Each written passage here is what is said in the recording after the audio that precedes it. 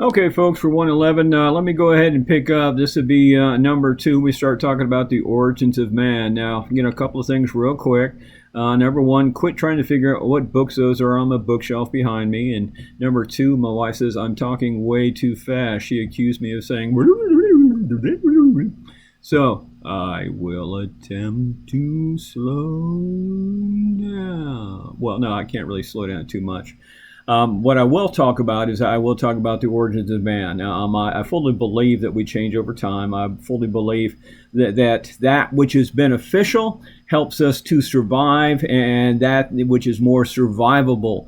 And I'm going to say attractive, and don't take that obnoxiously, but attractive. I mean, attractive means you are more viable, more survivable, more attractive in such a way that it's going to allow you to change over time and to benefit those that are surrounding you. And that's what I mean by attractive. And so what happens is we begin as homonyms. We begin as hominids.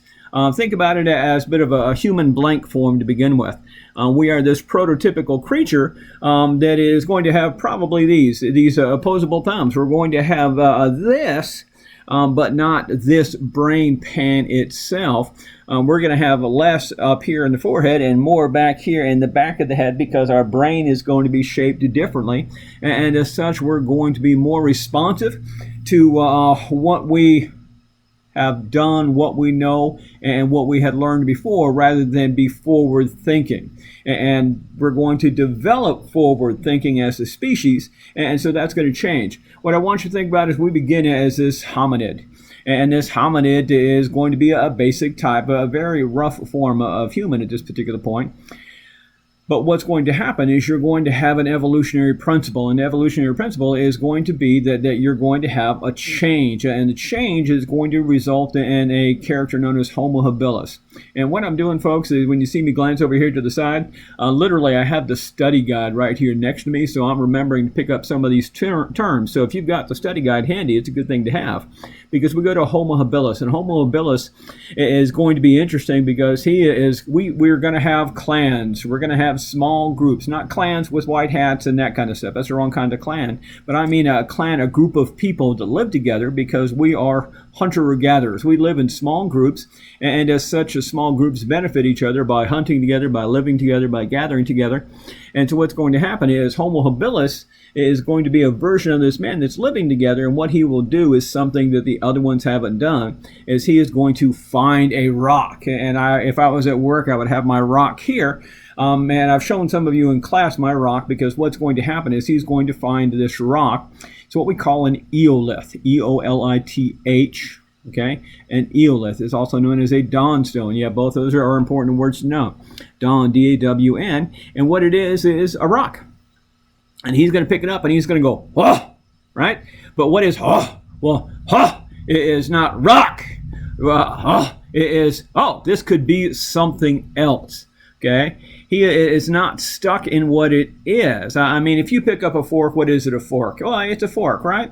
Or is it, if you're Ariel from, the movie, maybe it's not a fork. Maybe it's not a pipe. Maybe it's not a spoon. Maybe it's something different. If you don't know what it's used for, you might develop another use for it. So he's going to pick up a rock and decide it can be something else. Okay, one of the most common things is rocks become smashers. If we were in the Southwest, you find a lot of round rocks there, and you find a lot of round depressions in rocks, because a round rock is used as a masher or grinder. It's a metate, right? And the metates are used in the notations and the granite faces to grind acorns, to grind corn, to grind a variety of things. But the thing is, it's a rock, right? But no, it's a dawnstone. It's an eolith. And what he's going to do is he's going to pick up another kind of rock. And it might have a jagged edge. It might have a sharp point down here. It's what becomes to us an Achalian hand axe, A-C-H-U-L-E-A-N. And the Achalian hand axe is the all-purpose. It's a Swiss Army rock of all rocks. It can be almost anything.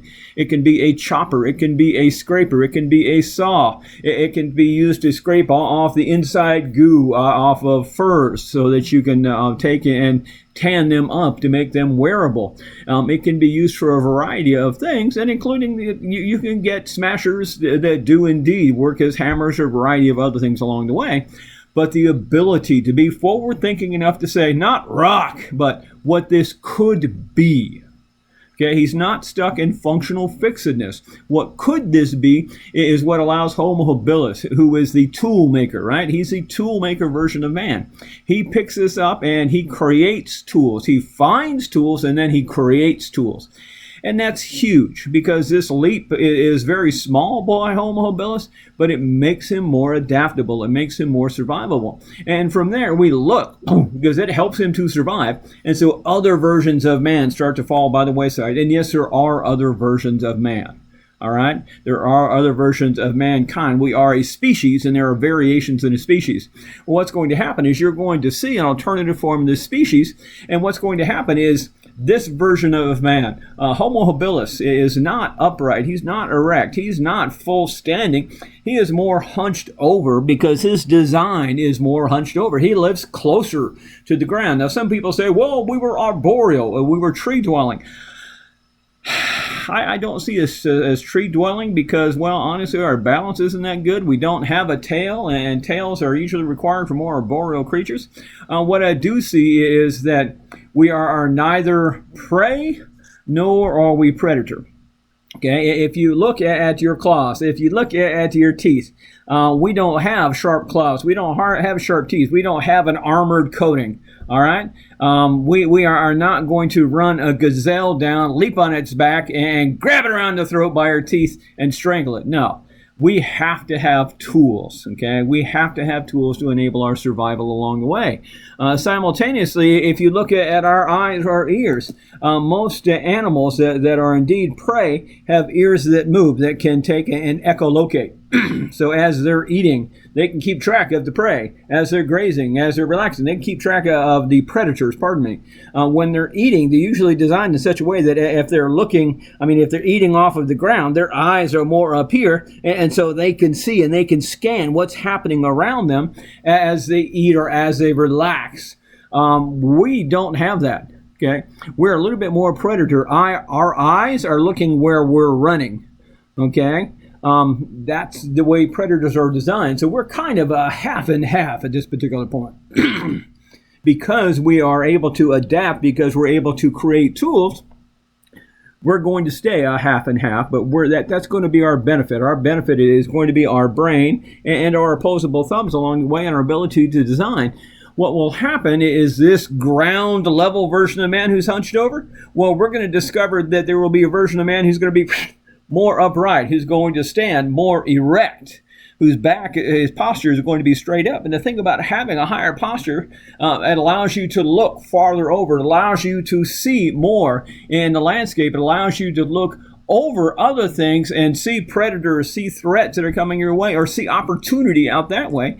And so Homo erectus is going to be more survivable than Homo habilis. Okay, more survivable than Homo habilis.